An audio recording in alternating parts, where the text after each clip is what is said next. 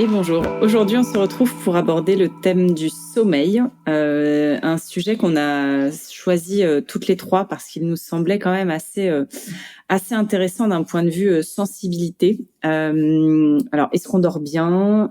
Qui se réveille la nuit? Qui a des insomnies? Qui se réveille le matin? Enfin voilà, c'est un petit peu autour de toutes ces questions-là qu'on va aborder le thème d'aujourd'hui. Alors, je pensais ne pas avoir de problème de sommeil et en fait, en y réfléchissant, en préparant l'épisode, je me suis rendu compte que depuis toute petite, je mets un temps fou à m'endormir, que si tout n'est pas parfaitement carré, on va dire ça comme ça, autour de moi, c'est compliqué l'endormissement. Quand j'étais petite, je me souviens que je mettais au minimum 40 minutes, voire plus à m'endormir, mais tous les soirs, c'était comme ça, quoi. Peu importe à la limite à l'heure à laquelle je me couchais, ça a toujours été comme ça, parce que le cerveau qui fonctionne à fond, qui ne s'arrête pas, et puis je ne faisais pas non plus forcément ce qu'il fallait à l'époque, parce que j'avais pas du tout conscience de ça quand j'étais plus jeune. Pourtant, on avait moins d'écran, mais pourtant, c'était pas pour autant que je mettais moins de temps à m'endormir. Donc ça, c'est une première chose. J'ai jamais trop fait d'insomnie. Je suis pas une personne qui fait de l'insomnie. Par contre, ce que je me suis rendu compte depuis quelque temps, c'est ma partie sommeil profonde qui en fait n'est pas très longue sur la période de la nuit. C'est-à-dire que je suis beaucoup plus en sommeil léger qu'en sommeil vraiment profond, sommeil paradoxal, je crois qu'on appelle ça. Et donc ça, c'est quelque chose qui fait que je récupère, je pense, de manière très très différente par rapport à d'autres personnes qui n'ont pas la même sensibilité que moi, forcément. Alors je ne sais pas, moi je ne suis pas du tout experte du sommeil, pour vous l'afficher clairement comme ça. C'était un partage d'expérience complètement personnel, mais Vipke ou Gwenaël, si vous avez des expertises là-dessus ou des retours d'expérience. Vipke, peut-être, est-ce que tu veux nous en parler, toi, un peu? En plus, avec la naturopathie, toi, tu as quelques Alors, tips, en à mon avis. naturopathie, voilà, on pose tout le temps la question sur le sommeil et pour comprendre exactement quel est le trouble du sommeil. Parce que je pense que presque tout le monde dit j'ai quelque chose au milieu du sommeil. Donc, est-ce que ça va être à l'endormissement, au milieu de la nuit? Si c'est au milieu de la nuit, à quelle heure? Souvent à les mêmes heures qui reviennent. Ou alors le matin, je me réveille hyper tôt. Le moindre bruit, la moindre lumière me réveille. Et donc du coup, en fait, c'est en fonction de ça que moi, par exemple, je vais analyser dans une séance de naturopathie, poser d'autres questions, savoir si la personne, elle va ruminer, refaire sa journée pour s'endormir. Est-ce que dans la nuit, elle a déjà la to-do pour le lendemain qui l'inquiète? Donc c'est vraiment, en fait, chacun a des questions spécifiques et donc c'est vraiment important de le regarder, encore une fois, de manière personnelle. Et donc la petite histoire pour le réveil en milieu aussi de la nuit, si c'est toujours à la même heure, on peut aussi se dire par rapport à la médecine traditionnelle chinoise que nos organes, ils ont une horloge comme nous, une horloge également. Et en fait, on va regarder quelle est l'heure à laquelle en fait on se réveille pour aller chercher plus loin dans le corps s'il n'y a pas quelque chose qu'il faudrait soutenir en fait au niveau du fonctionnement ou débloquer. Ce que je voulais dire également par rapport au sommeil, c'est qu'en fait, effectivement, on a une horloge interne. Et si le sommeil marche bien, en fait, nos hormones peuvent se produire correctement. Et à partir du moment où on décale tout, en fait, on va décaler également les productions hormonales de notre corps. Et donc, on peut avoir des vrais problèmes de fatigue récurrente, en fait, qui vont se mettre en place. Et donc, dans un épisode précédent, on vous a parlé d'une fatigue intense qui peut mener jusqu'à l'épuisement et le burn-out. Et donc, c'est hyper important de faire attention à son sommeil parce qu'en fait, c'est là qu'on se régénère et qu'on fait en sorte que notre corps fonctionne de la bonne manière. Alors, pour le côté perso, moi de mon côté, je rumine beaucoup. Je me fais beaucoup de films de ce qui se passe, etc. Et donc, ça m'arrive souvent en fait de ruminer le soir et de me refaire des situations pour m'endormir. Donc on en parlera plus tard dans un autre épisode sur l'alimentation. Moi, j'ai une hypersensibilité aussi au niveau de la digestion. Si par exemple je sais que je mange pas de la bonne manière, je n'arrive pas à digérer correctement et je vais me réveiller au milieu de la nuit. Et donc ça, avec des petits ajustements, je sais détecter ces signes-là et faire des mises en place par la suite en adaptant bien mon alimentation par rapport à ce qui me convient. Moi, ma petite astuce que j'adore, c'est en fait, je vais boire le soir, au lieu de boire une tisane, en fait, je vais acheter de l'hydrolat. Donc l'hydrolat, beaucoup de monde le connaît pour la fleur d'oranger ou pour des petits au visage. Mais là, ça va être un hydrolat 100% naturel, donc de plantes où il n'y a aucun autre additif, donc uniquement cette plante. Et moi, j'utilise la mélisse, et donc je vais me faire une tisane d'eau chaude. Et dans cette tisane, un bol finalement d'eau chaude, une tasse d'eau chaude, et dedans je vais me rajouter une cuillère à soupe de cet hydrolat qui va m'aider à digérer et à m'apaiser. Et ça, c'est vraiment quelque chose qui pour moi le soir, dans les rituels après le repas, me fait beaucoup de bien pour m'apaiser et pour me faire passer une bonne nuit. Et autre chose, j'habite dans le sud de la France, et quand en été il fait très chaud, quand il y a les animaux dehors qui font pas mal de bruit, on a plein de petits insectes, que plein de monde trouve ça génial, que ça fait très sud. Et moi en fait je les déteste parce que je peux pas dormir, je les entends énormément.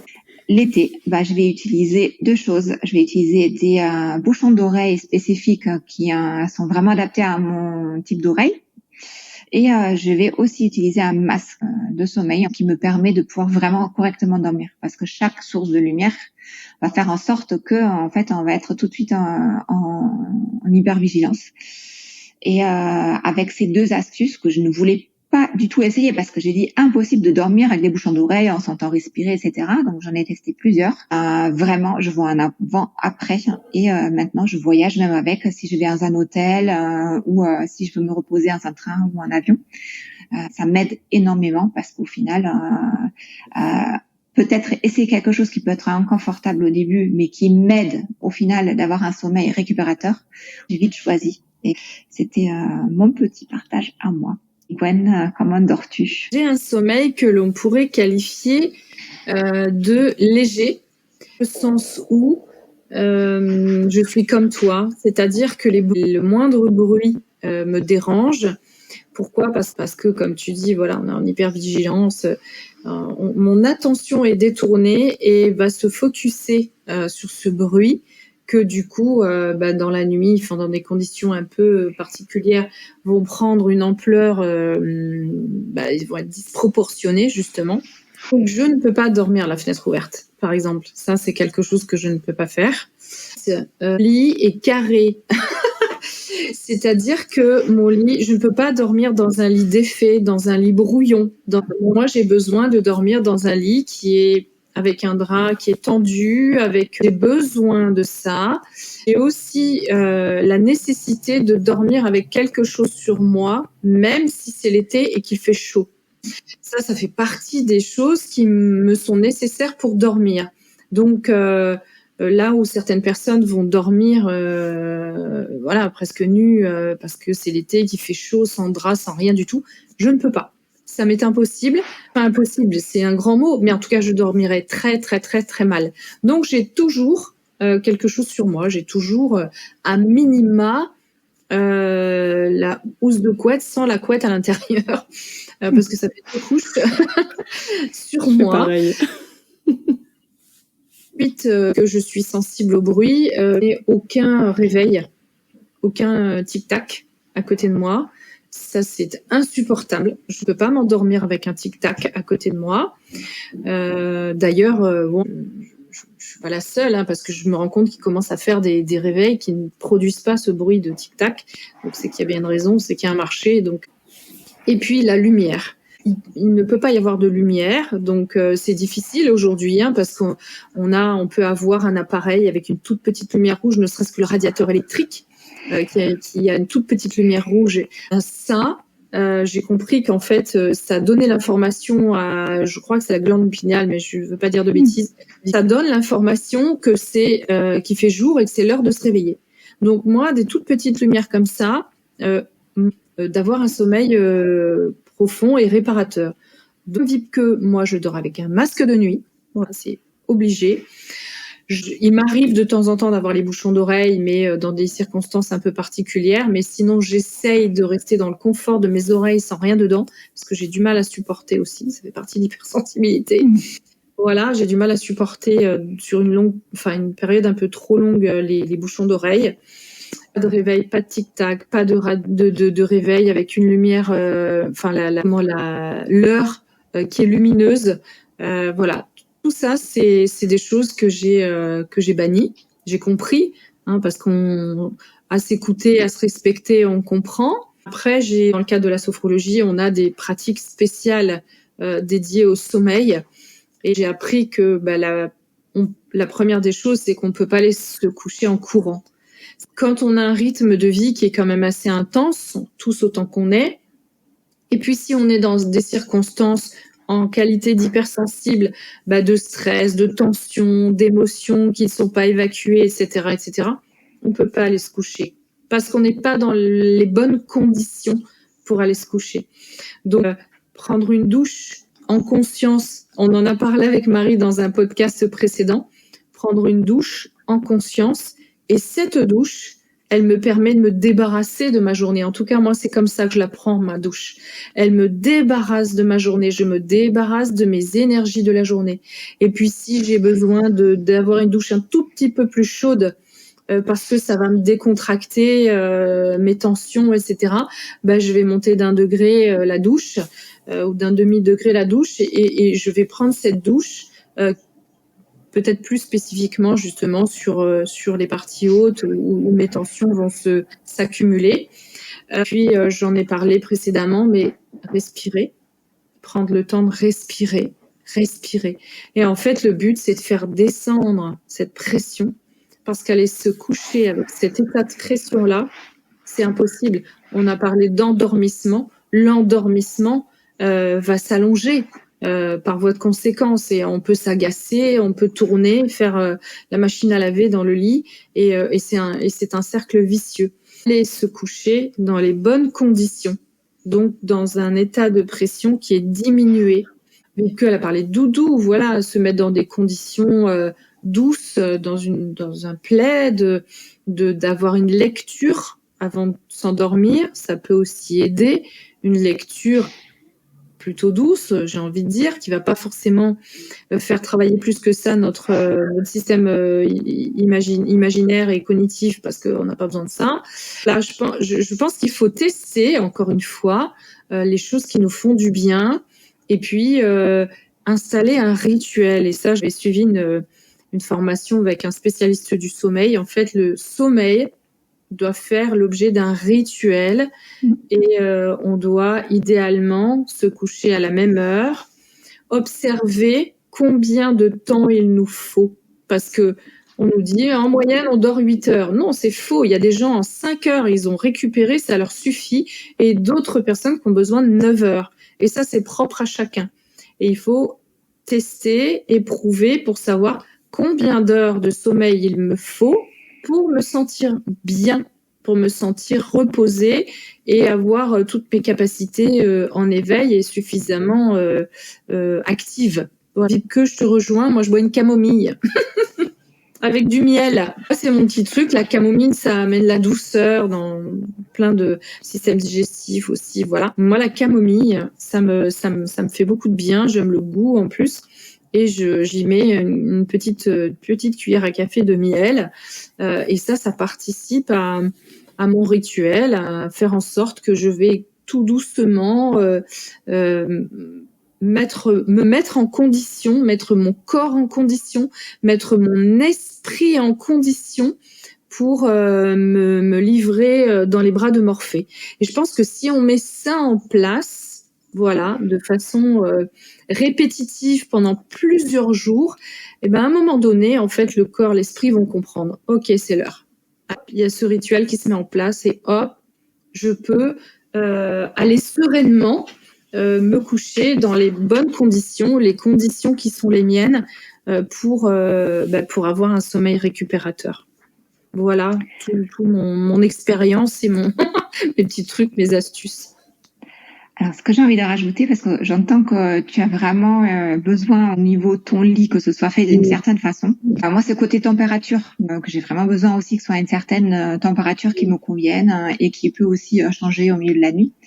Et donc, souvent, en France, on a un grand drap pour le lit, avec une grande couette pour tout le monde. Et donc, ce que je voulais dire aussi, c'est peut-être sortir de là, parce qu'en final, est-ce que vous n'allez pas vous suradapter par rapport à l'autre personne et que votre sommeil à vous va en pâtir. Donc, comment faire? En fait, on peut tout simplement investir dans 2 draps, 2 couettes, et on peut, même s'il y a besoin, par exemple, ce côté, comme tu disais, de drap tendu, en fait, ça va être difficile de le tendre si, en fait, tu n'as pas tous les côtés du lit. Donc, pourquoi pas investir dans un lit plus grand avec 2 matelas? En Allemagne, c'est quelque chose qui se fait énormément, ça se fait moins ici. Mais maintenant, il y a la possibilité de l'adapter. On peut le trouver aussi en France et de se dire, je sors de ce qui se fait. Chacun, avec son partenaire, doit se mettre d'accord sur ce qui convient, ce qui ne convient pas. Après, en fait, je me suis posé la question quand tu parlais de la petite lumière. C'est pareil, la petite lumière. Donc, je peux pas avoir de petite lumière du tout. Et donc, qui dans une chambre d'hôtel n'a pas déjà essayé de faire des montagnes de coussins ou avec un drap, un truc qu'on n'utilise pas pour cacher, en fait, pour faire dormir, parce que sinon, tu peux pas t'endormir. Donc, voilà. Et dans ces conditions idéales, effectivement, c'est une question que je pose aussi lorsque je suis en séance de sophrologie. Je demande aussi comment qualifieriez-vous la qualité de votre sommeil. Voilà, et très souvent, c'est pas bonne. Donc, il faut bien comprendre que du coup, ça donne lieu à des mots MAUX qui vont s'installer progressivement, tordre. Voilà, le sommeil a un impact sur notre qualité de vie, notre qualité d'être et notre homéostasie. Voilà, c'est très très important. Dans cette interaction que j'avais eue avec un professeur qui était spécialisé sur le sommeil depuis des années, il précisait, et on n'y pense pas forcément, et du coup je pose la question maintenant, est-ce qu'il y a des animaux de compagnie qui dorment avec vous dans la chambre? Parce que les animaux de compagnie n'ont pas les mêmes rythmes de sommeil que nous. Les chats, par exemple, en plein milieu de ce qui va être notre nuit à nous, ils vont se réveiller parce que c'est fini. Leur cycle de sommeil, il est terminé. Et du coup, ils ont besoin de sortir de la chambre. Donc, potentiellement, ils vont vous réveiller.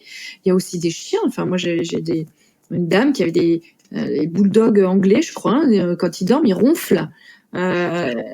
Évidemment, ça a un impact, même s'il a non, mais j'arrive à m'endormir. Oui, à vous endormir, peut-être, pourquoi pas, mais il n'empêche que le ronflement de votre animal, va entamer la qualité de votre sommeil pendant la nuit. Donc, les animaux de compagnie, même si on les aime très fort, participent pas dans la chambre à notre repos. à un repos réparateur. Voilà, parce que c'est ça, il s'agit de se réparer pendant la nuit, comme tu disais, Vibeke, les hormones, etc. Voilà, on repose tout, on met tout en pause. On sait aussi que pendant le sommeil, il y a un classement qui se fait des informations, l'archivage, etc. Et si on n'a pas cette qualité de sommeil nécessaire, tout ça ne peut pas se faire correctement. Donc forcément, ça va avoir un impact sur notre vie dans le quotidien, notre vie diurne.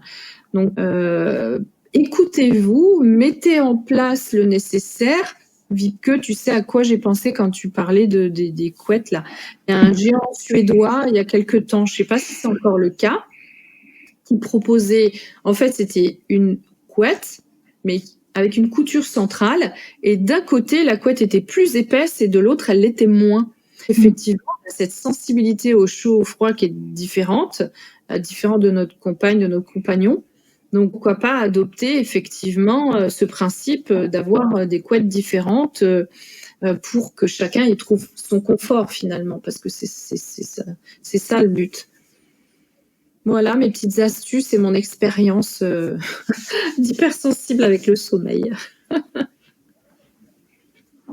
Je me reconnais dans tout ce que vous avez évoqué. Donc d'ailleurs sur la partie tisane là qu'on évoquait, petite anecdote, mais pareil, je suis une adepte de la tisane le soir depuis quelque temps, et à tel point que par exemple si j'ai des amis un soir et que du coup on boit la tisane, ça loupe pas quoi. Moi je suis partie dans mon rituel de sommeil, oui. Et donc après j'ai un coup de barre quoi. Et donc je suis presque à mettre les gens dehors, enfin j'exagère, mais à se dire en fait là donc j'essaye maintenant de me caler que la tisane je la prenne pas trop tôt avant que les gens partent parce que sinon c'est compliqué. De partir. Mais du coup Mais du coup, tu viens de témoigner que ça fonctionne. Ouais, ça fonctionne. En fait, mon cerveau a fait le truc que cette boisson chaude le soir, prise après 21h par exemple, c'est parce que c'est, je sais pas, 1 heure et demie après, c'est le moment d'aller se coucher, quoi. Mais c'est dingue. Exactement. Et j'entends autre chose qui est hyper intéressant, tu dis depuis quelque temps. Et au final, on voit qu'on a des enfants, qu'on y grandissent, le rituel du soir change avec l'âge des enfants. Oui. Mais au final, nous aussi, notre rituel change et donc rien n'est figé. Ce qu'on va essayer aujourd'hui, peut-être demain, on le fera différemment en fait. Tout à fait. Il faut tester pour voir ce qui fonctionne.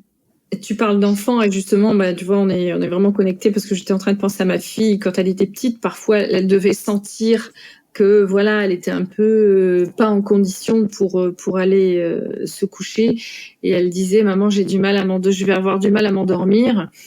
Fais-moi une potion magique. Et en fait, ma potion magique, c'était quoi ? C'était tout simplement une tasse, du lait tiède dans lequel je mettais du miel et dans lequel je mettais de la fleur d'oranger. Voilà. Donc ça avait bon goût. C'était comme que tu disais, c'était un peu doudou. Ça a une forme de doudou. Et puis, la fleur d'oranger apaise, le miel, voilà, ce côté aussi. C'est très sensoriel, ouais. Apaisant. Et voilà, du lait un peu tiède, c'est pareil, c'est réconfortant. Et du coup, de temps en temps, elle venait me réclamer la potion magique pour aller s'endormir paisiblement. Et a priori, ça fonctionnait. Donc, et elle le gardera certainement, parce qu'en plus, ça va faire un souvenir qui va rester en elle pour longtemps. Et elle le transmettra peut-être si un jour elle a des enfants, donc c'est beau. Possiblement, ouais, possiblement. En tout cas, si vous aussi vous avez des astuces, vous aussi vous avez mis un rituel en place, il y a d'autres choses qu'on n'a pas évoquées concernant le sommeil, les troubles du sommeil, ou bien entendu toutes ces astuces, n'hésitez pas à nous les partager. On sera ravis de vous lire et puis on serait ravis que voilà ça serve aux uns et aux autres qui passent par là. Voilà. Merci Marie, merci Wiebke. Merci beaucoup. Merci. À demain. À demain. À demain. Énergivore pour plusieurs raisons, comme on vient de le dire, parce qu'on est en capacité de capter cette énergie que l'autre peut nous renvoyer et qu'on peut absorber. Comment en fait vous avez déjà vécu ces situations de devoir aller quelque part. Donc souvent on a des obligations de assister à des repas de famille, à des apéros avec des collègues, des after-work. Et en fait on s'engage à faire quelque chose, mais au final le moment venu, en fait on n'a aucune envie d'y aller. J'ai mis longtemps, en fait, je n'avais pas mis de mots sur l'hypersensibilité ou quoi que ce soit à cette époque-là, et donc je me prenais tout de plein fouet, quoi. Enfin, c'était vraiment ça. Et donc, la journée passant, et oui, j'avais besoin de ça. Tout le monde a envie de sortir en boîte de nuit, tout le monde a envie de faire des soirées, d'aller dans des bars où il y a du monde, etc. Je n'aimais pas, je n'avais pas envie, je ne savais pas l'expliquer. Je disais, mais non, moi ça me plaît pas. Je disais, ça ne me plaît pas. Mais c'était incompréhensible à la limite pour moi et mon entourage. On est hyper stimulé, ça m'épuisait et je n'y trouvais pas ma place. Une fois que j'ai compris que c'est cette interaction sociale qui me fatigue autant, je sais maintenant choisir. Je vais voir ce que je souhaite faire, dans quel contexte c'est.